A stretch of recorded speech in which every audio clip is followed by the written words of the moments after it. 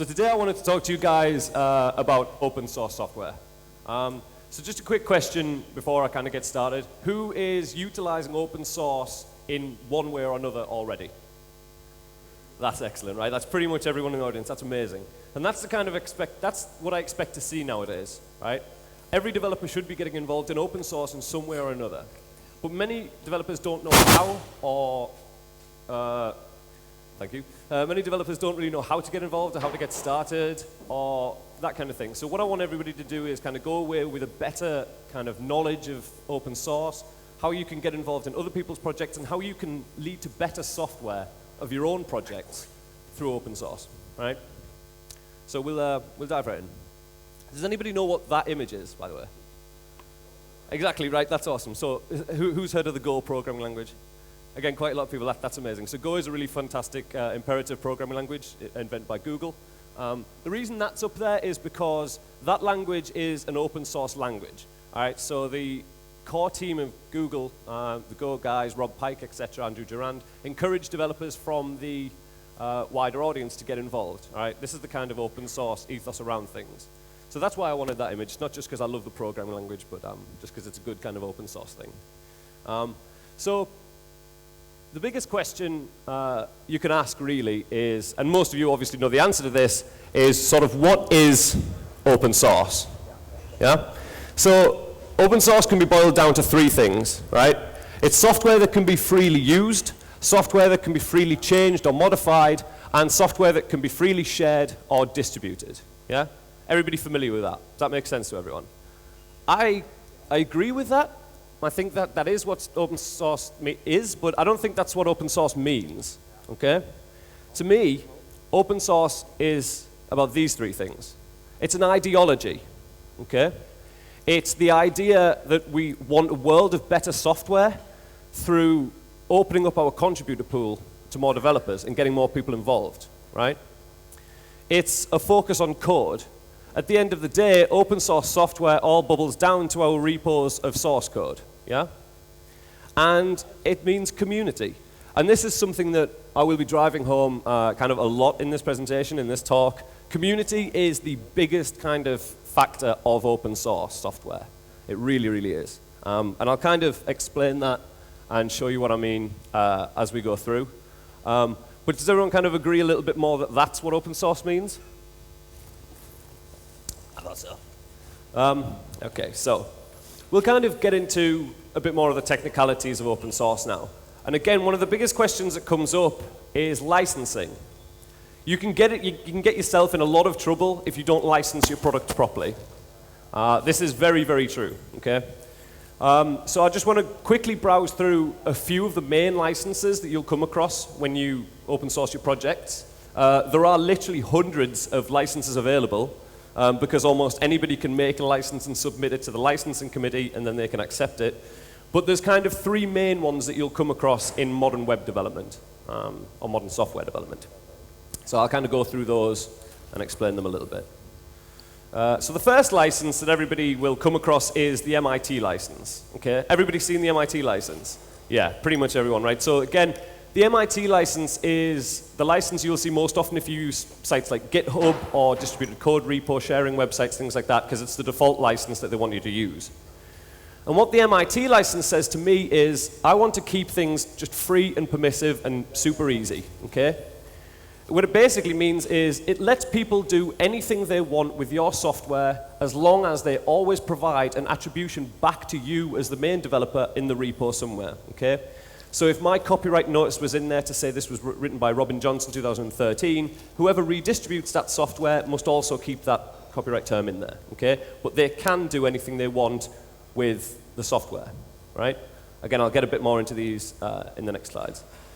The next one is the Apache license. Again, the Apache license is very similar to the MIT license. It's all about keeping things free and permissive, but this is used by slightly bigger projects that need to worry about things like trademarks and patent rights, okay? And again, I'll explain that in a second. And then the third license that you're probably most likely to come across is the GPL v2 and v3 licenses. And these are what we call a copyleft license, right? And what this outlines is that anybody who changes and redistributes your software must keep the original licensing terms that you set out. Okay, so the software if you released it for free, for example, it could never be resold. It must keep the same licensing terms as it goes down the chain. Again, I'll explain that a bit more in a second. So the MIT license, it permits commercial use, distribution, modification, private use, and sub-licensing, right? The two things it forbids, or actually just the one for now, is really hold liable. And what this means is you cannot be held liable for anything that goes wrong in the software when it's redistributed by someone else down the chain. You can't be held liable for that, okay? And it's worth remembering this. If you don't license your software, then you don't have this protection, okay? So applying even a simple license like the MIT can protect you from some nasty lawsuits. So it's definitely worth doing. It's used by pretty much everybody on GitHub. Most repos use the MIT license. Obviously Rails, API libraries, things like that. SendGrid, we use all the MIT license. All my personal software on GitHub is MIT licensed. That's probably the one you're going to come across most often, okay? The Apache license permits all the same as the MIT, but also permits an express grant of patent rights. Hoeveel mensen heb je nou binnen? 150? Okay, an express grant of patent rights from the software developer. Zit je daarboven? It forbids hold liable. Again, you can't be held liable for anything that goes wrong further down the line. And it also forbids trademark use. Okay, so if you have trademarks you need to worry about and patent grants, etc., the Apache license is the one that you want to use. Okay? Again, it's used by slightly bigger projects, as I said, like Apache, SVN, NuGet, that kind of thing. The third license, which is the GPL v2 and v3 license, again, like I say, it's a copyleft license, as they call it. And what this says to me is I care about sharing improvements. So the best example for this I want to give is WordPress. Everybody's heard of WordPress.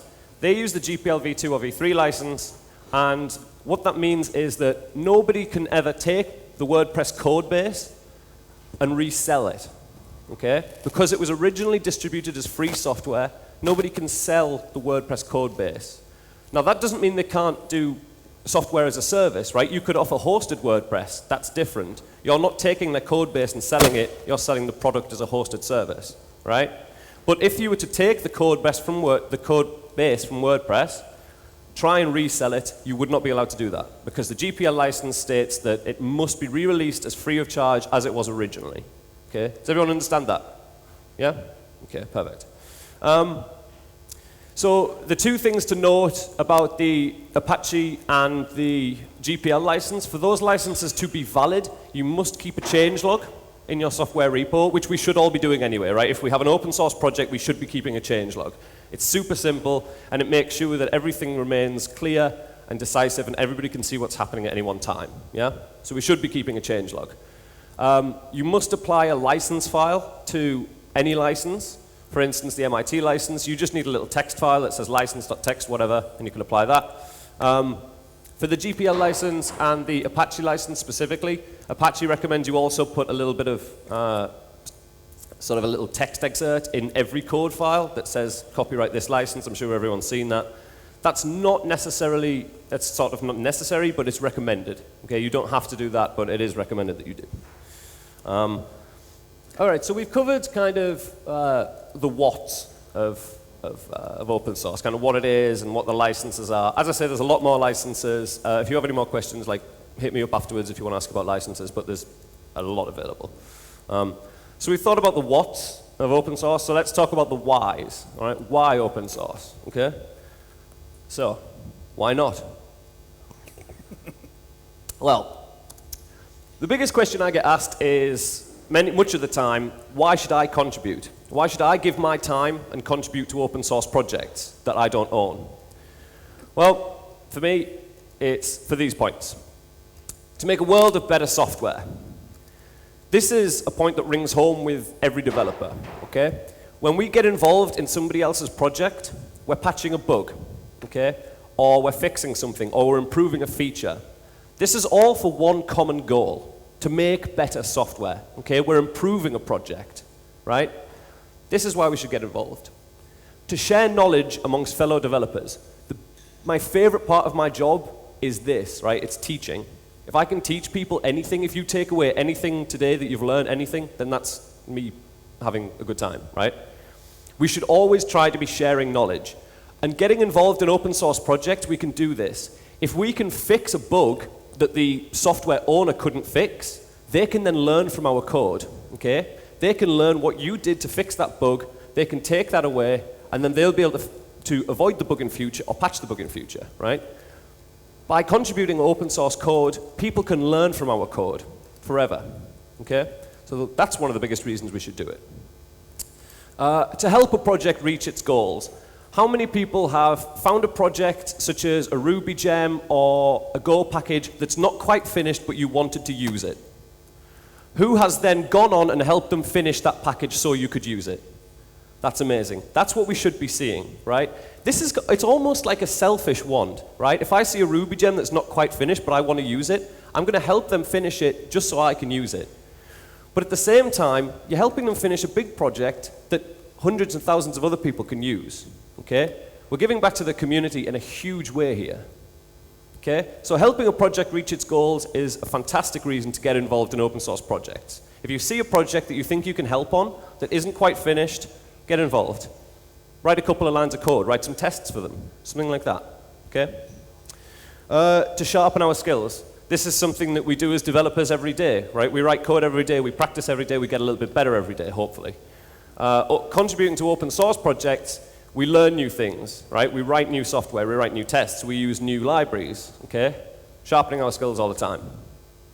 And again, one of the biggest points that I wanted to drive home being community, to get involved in a community, right? Open source projects always have a community around them, right? Some projects are well known to have not the nicest communities around them. Well, don't get involved with that project. There are hundreds of thousands of developers out there in great communities involved with some great open source projects. The Docker project, Rails, things like that, RSpec for any Ruby developers. They have a really big community around them and a really great community around them. One of my favorites is the Golang community in IRC, the Go Nuts channel. I have had help from those guys so many times, it's countless. And also the Elixirlang channel. Again, huge community based around two programming languages that we really like. And again, a great community around that we can learn from. So joining community. Let's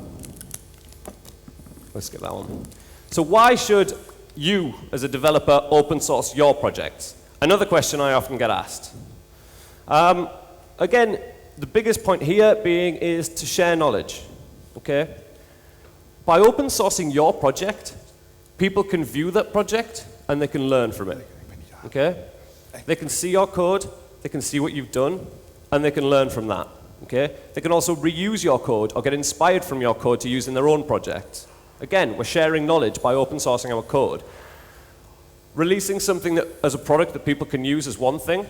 Releasing the source code of that project so people can learn from it is an extra step that we should definitely be doing, right? It's definitely worth it. We can gain knowledge. So we can learn by open sourcing our own software. Absolutely. Because when we open source our own software, somebody could come on and write a new feature for us that we didn't know how to do, or fix a bug that we didn't spot, patch something, and we can learn from what they did in our software, right? So not only are we teaching, but we're learning by open sourcing our own software, okay? Potentially save money. Now this is a point that some people do agree with, some people don't. By, again, opening up the contributor pool to the community, people can patch bugs in a quicker time than a development team might, who are getting paid, X amount of money for it. So this is, I don't know, a lot of people agree with this point, some people don't. I'm not going into it. To speed up the pace of software development, I absolutely do agree with this one, okay? You've got to think, if you have a team of 3 developers working on an open source project that then builds to a team of 10 people in the community, who's going to spot the bug quicker? Probably the 10 developers, right? So we can get things patched quicker, we can get things built quicker, we can get features built quicker by opening the contributor pool to more people, okay? So the title of the talk was the value of open source. So I want to talk a little bit about the values that lie inside open source, okay? So there's 2 kind of main sides to this. So a lot of people say that the value of open source lies in the code itself, all right? So code is freely accessible, and it's a prominent focus of open source. And the emphasis is always on the code, okay? I agree with this. When we open source a project, we're releasing the source code, right? And why are we doing that? Again, for all the reasons that I've covered, for people to learn from it, etc. But it is a focus on code, yeah? It's not a focus on the project itself, it's not for marketing, it's a focus on code, okay? And this is why, this is one of the biggest points, okay? The value lies in the code of open source because we can easily quantify our code and development on a per contributor basis, okay? So we can see exactly who's contributing to our project and how much they're contributing, okay? So we can quantify it, we can quantify our time, we can quantify our community's time, and then, I'll get into this a little bit later, but we can reward our community members for doing that, right? Because we can quantify, we can see exactly how much work's getting done, right? And code is fickle, but in a good way, right? Code can change really, really quickly in open source development, right? Because we have more developers, because we have a bigger contributor pool, we can change code more often, we can release new features more often, we can pivot our source code more often to use different backends or different systems, whatever. So code is fickle, but in a good way, right? So obviously, code is extremely valuable in open source, right? No one's going to disagree with that. But for me personally, I think the much more valuable thing is community, okay? So in our community, we have basically a big pool of developers with a shared set of goals, okay? And I covered those goals at the start, yeah? Want of a better software, teaching, learning, etc. Everybody wants to get involved in a project to make that project better, to make that project reach its goals, okay? And to make developers' lives easier. This is what we all want. We all want developers' lives to be easier, yeah? We want better software. And this is why getting involved in open source is a really, really big thing to do. The knowledge that gets shared inside a community is absolutely invaluable. I 100% believe that I have learned more by getting involved in open source projects than I ever did kind of teaching myself to code, yeah? And would anyone else agree with that? Yeah? Excellent. And again, getting involved in these communities, like you can see if people still use IRC, like that's still a booming thing, people still do use it. Slack is a much bigger example now. Everybody has a Slack channel for their community. That's good. Get involved, go in there, talk to them. If you have a question, if you're stuck on a little code problem, try and find the Slack channel or whatever, or Stack Overflow, and ask the community. And they will help you, right? There are nice people in every community. And they're not getting paid for this. They're doing it for the want of better software and the love of developers, okay? That's it. Again, with more than one pair of eyes, we're more likely to spot bugs quicker and we can patch them much quicker, okay? This is one of the biggest things in community. And the relationships between a project owner and the community members is extremely important, okay?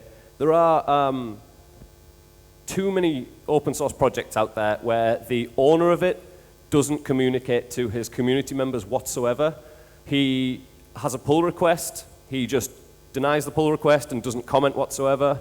This is wrong, right? We should never, ever run our open source projects like this.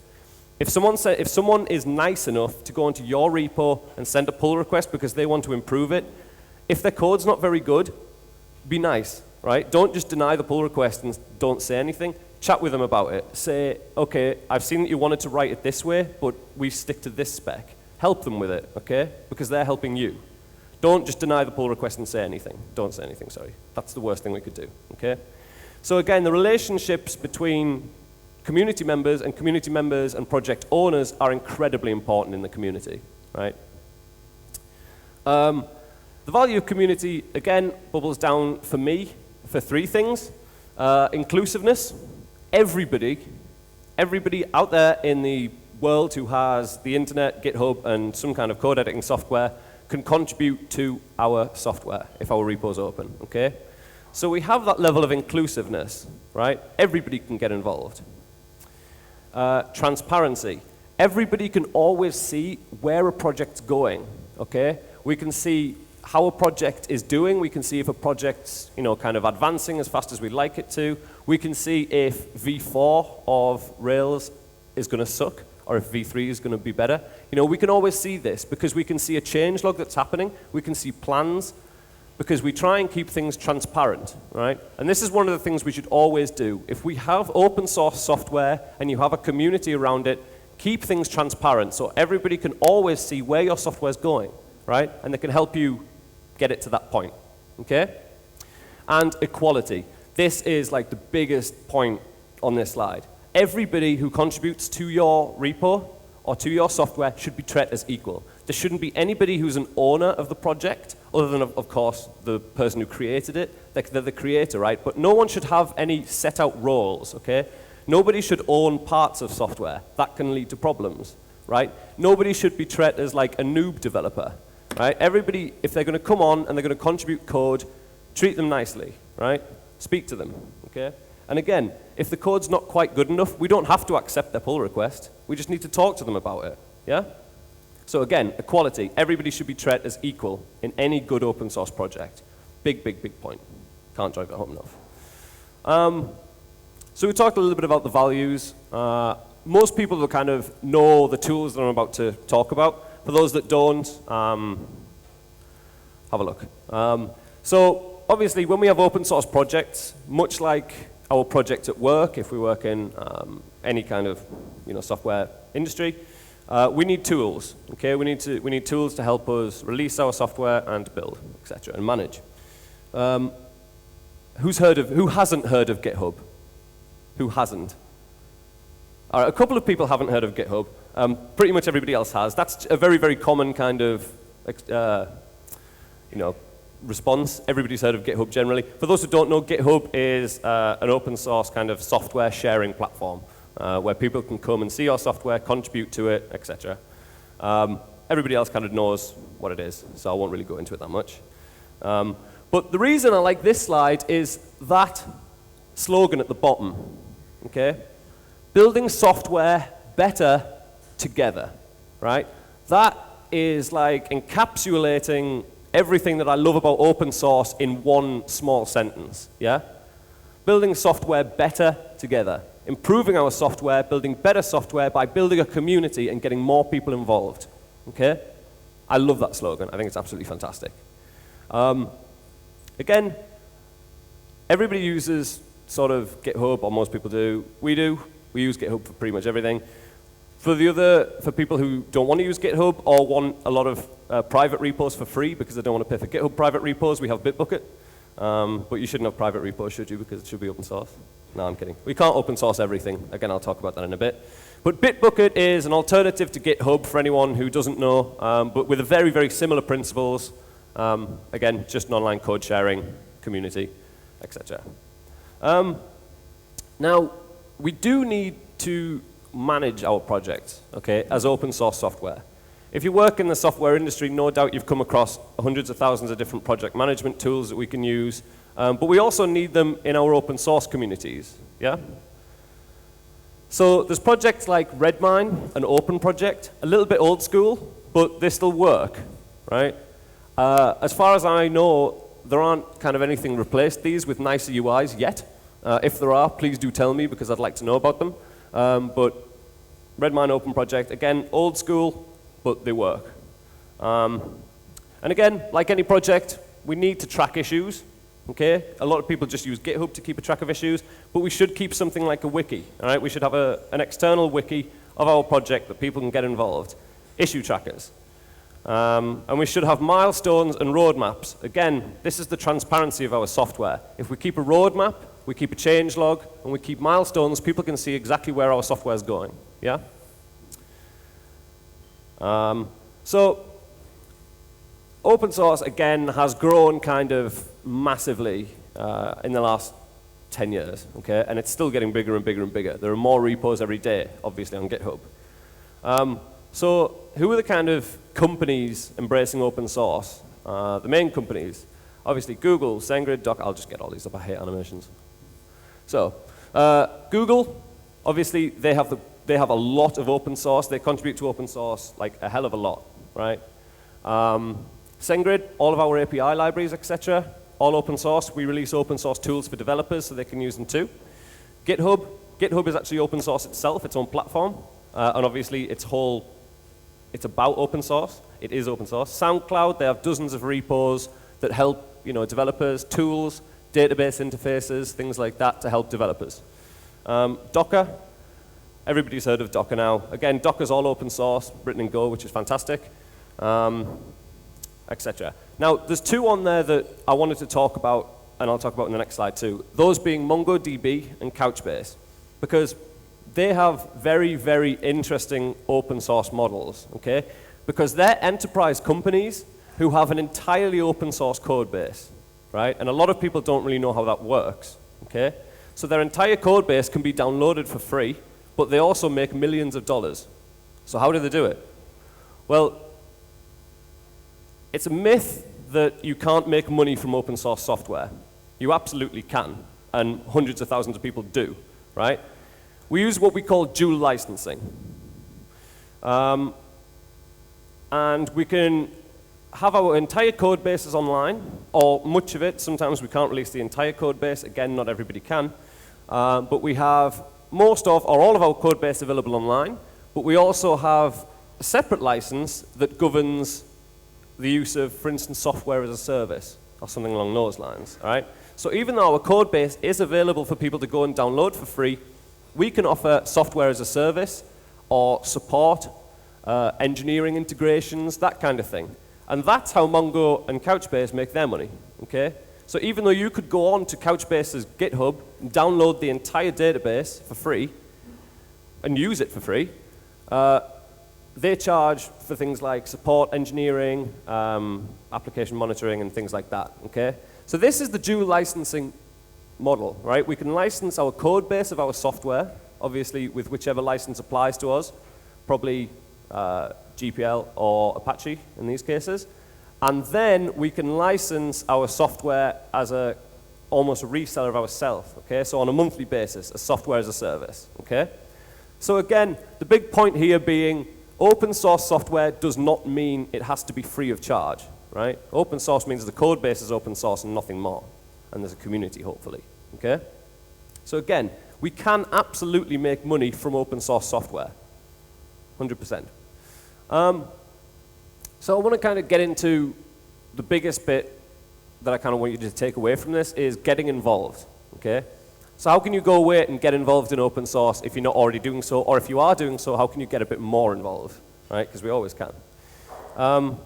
The obvious one is code, okay? Code is like the biggest one of the biggest focuses of open source. It's all about the code base. We can contribute to other people's code. We can open source our own code so people can learn from it. People can, contribute to ours, etc. So getting involved with code it's kind of obvious for us now, right? We find a project that we're interested in, we contribute to it. We find a repo that's maybe not quite finished, we help them finish it. We write some tests for a popular framework, something like that, right? We can get involved with code in the obvious ways, right? There are less obvious ways that are still mega important to me. The biggest one, and my favorite one personally, being technical writing. This is something I absolutely love doing. I love writing tutorials, short blogs. I love like exploring a new piece of software or a new library, then writing a tutorial about what I built with it, okay? Or how I built a piece of software. This is one of the biggest ways you can get involved in open source communities, and this is one of the biggest teaching factors. People can learn so much from your online tutorial, and it doesn't have to be a 2,000-word essay, right? Most people don't like that. It could just be 200 words, right? It could be a link to a GitHub repo where you built a sample project with a library and then explained how you did it. And then some developer is going to come on there, they're going to learn what you did, and they're going to go away with the knowledge, okay? This is one of the biggest ways we can get involved. One of the smartest ways we can get involved.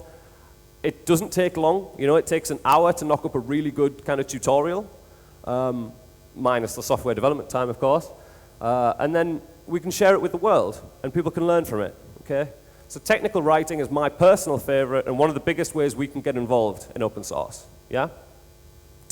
And again, things like technical tutorials, it's not necessarily that. You can write short articles, blogs, And again, talks, conference talks, things like that. If you love a piece of software and you're quite passionate about it, find a conference and give a talk about it because people can learn from you, yeah? The next big one, which leads on from the last one, is community events. Get out to a community event. There are local meetups. There are hundreds of local meetups in Amsterdam. I know that, and I'm not even from here, right? There's PHP meetups. There are Python meetups. There are Ruby meetups. This is the community of the open source developers, right? You're going to find them at meetups. You're going to find them at developer events, okay? We should be going along to these. If anything, it's to learn from the talks that are given on that night, okay? So we're learning ourselves, but we can get into the community and we can chat about what we're building, right? Inadvertently, you can give a card away. You can build relationships, and it's relationships that sell software at the end of the day, right? So getting out into the community, talking to developers, going to these developer events it's a no-brainer, okay? It takes a couple of hours of your time on an evening or a weekend or something, sometimes during the day in the week, whatever, and it's invaluable, okay? So we should be doing this. Have a look for your local meetups, whatever it is. It could be a Go meetup, it could be a Docker meetup, PHP, Python, whatever language you want. Have a look for your local community and go along to an event, okay? It's super friendly. There's often beer, so everybody's always happy anyway. And it's great. It's a great experience, okay? And it's a learning experience. So we should all be doing that. So I've talked about the whats and whys of open source, and I've talked about how good it is and how much I love it, but I do have to point a few things out, right? Not everything is perfect in the world, and this goes along with open source too, right? There are definitely problems in open source, okay? And I want to cover them now to try and help you guys avoid them, right? And these are the biggest ones that will ring true with a lot of developers. These are very avoidable. So, the biggest one, leaving sensitive information in public code repos. How many people have done this? Be honest, come on. There, more hands went up when I said be honest. I have. I have left SendGrid API keys, Twilio API keys, GitHub API keys in repos, and then uploaded them. And people do go on to GitHub. They write scrapers that look through repos just to find API keys and private keys and things like that, and they exploit them. The biggest example of this, I gave this talk a couple of months ago. One of the guys on the front row stood up and said he left his AWS credentials in a repo. Somebody went on and stole $25,000 worth of AWS credit to his account, which he was then liable for. $25,000, and he couldn't get away with it, right? Just because he left AWS credentials in a GitHub repo, right? This is something we need to be really careful about. It's funny, like we all laugh about it, like I do it all the time, I upload sensitive information, but then I realize I've done it and I take it down immediately. We need to be really careful of this, okay? If you're gonna put AWS credentials, if you're gonna use keys, use environment variables always, right? Don't leave keys as plain text, it's just silly. But yeah, make sure that you've taken them out of anywhere that you can, okay? That's the biggest one. Sensitive information trusted to the wrong people. Now this is an interesting one. It's slightly less common, but it does happen, okay? So if you have an open source project and you have a bunch of contributors in your contributor pool, you might trust some, I don't know, you might trust some AWS credentials to them so they can go on the servers and add some extra servers to scale or something like that. You might then fall out with those people and they might then exploit you, okay? So this is just common sense. It's about trusting whoever we, give private credentials to. If we're going to give our SendGrid or our Twilio password to one of our other developers so they can help build a feature or something, make sure that you trust them first, okay? But again, this is just common sense. And the last one, which is something that I actually see as slightly more commonly, especially in open source projects, is allowing people to own parts of the software. And this is what I was talking about with the transparency and the equality and the sort of inclusivity. Allowing people to own a little bit of your software is the same thing as if you work for a company and you have a developer who's been there for 10 years, he has ancient legacy code that you don't know what it does, he then leaves and nobody has a clue what his code does. This is the same. This can happen in open source projects, right? Who's had that problem? Right? Come on, everyone's got legacy code that they have no idea what it does and the developer's left. This happens in open source too. This isn't exclusive to businesses, right? So this is something we need to be mindful of. We need to make sure that we don't let anybody sort of work exclusively on one part of the project that we sort of don't realize what's happening. We should always know what's happening. And again, by keeping a change log, keeping project management, and keeping things transparent, we can avoid this, right? We can make sure that we always know what everybody's doing, they can see what we're doing, and we'll always avoid this problem, okay? So they're the kind of horrors of open source, right? There might be a few more, but I don't want to bring the talk down. I want everybody to be happy, right? So they're the kind of things, but again, they're all very easily avoidable. Every point there is easy to avoid, right? We just got to make sure that we have our heads switched on when we do this, okay? So you can't ever end on a bad note, so I want to talk about some success stories with open source because of the open source horrors. So, just over a year ago now, actually, we open sourced our documentation, right? So yeah, we have open source repos for our core software and our API libraries. We actually open sourced our documentation, okay? So this is something I'm seeing which is now growing, which I'm very, very happy about. This is something that everybody should be doing, right? So you have, for instance, just a static site generator for your documentation. Doesn't matter how you build it, but you upload the documentation in Markdown to GitHub. Developers can then, if they spot something wrong in your documentation, they can go on and they can fix it, even if it's something as small as a spelling mistake, right? People can contribute to your documentation and make it better. And everyone will agree documentation is one of the most important parts of software, right? Everybody should have amazing documentation. If you don't, developers won't use your product, right? By open sourcing that documentation, we can make it so much better, okay? So again, it was an amazing idea. In the year, we saw 59 new contributors to our documentation. 15 of those were kind of avid community members, but that's a 30 times growth in 1 year of people contributing to our documentation. And it's been so much better because of that, okay? And if anything, the reason it was so successful is because we get tweets like this all the time. The guys at CodeShip, they said thank you personally to us because we open sourced our docs and that helped them build their documentation. I got another one of these recently. A guy from the last time I gave this talk tweeted me and said, thank you, we've just open sourced our docs and we've had our first 4 pull requests in about a week, right? We should be doing this. Open sourcing documentation is easy, it doesn't take much time, and it leads to much, much better documentation. So if there's anything you do take away from this today, try open sourcing your documentation. If you need help, ask me. I'm more than happy to help you do that. All right? So that's kind of nice, yeah? All good. So I'll quickly touch now on getting contributors before we finish up. So if you have an open source project, there are things you can do to help yourself get more contributors, okay? Use GitHub. Kind of an obvious one. Developers prefer GitHub to Bitbucket or to other services generally, right? Most people use GitHub. If you use GitHub, you're probably more likely to get contributors, okay? Building a project modularly. Now what this means is almost like the buzzword microservices. When developers go onto your open source project, the likelihood is they only want one little feature from it. And if they have to dig through a big monolith of code in a repo to find it, they're probably going to lose interest. If they can find microservices easily, for instance, they might want your authentication system. They might want a process runner or a distributed task queue that you've written. If we can split these out into separate GitHub projects, they're easier to find. Developers are more likely to find them and use them, okay? So building our projects modularly, splitting things out into separate GitHub repos is a great way to ensure that developers can find exactly what they want, yeah? Great. We can gather metrics on our contributors and use them. Again, GitHub by default shows us who's been contributing to our project. This shows how much they've done and how much time they've spent on it. And we should be looking after our contributors and rewarding them. Now, there are software companies out there that do kind of $10,000 bug bounties. If you find a bug, you get $10,000 for patching it. That's not really applicable to most of us, right? We can't give away $10,000 for every time someone contributes to our open source repo. Absolutely not. But what we can do is send them an email, a tweet, just to say thanks. If you can do one better, do it. If you can send them a t-shirt.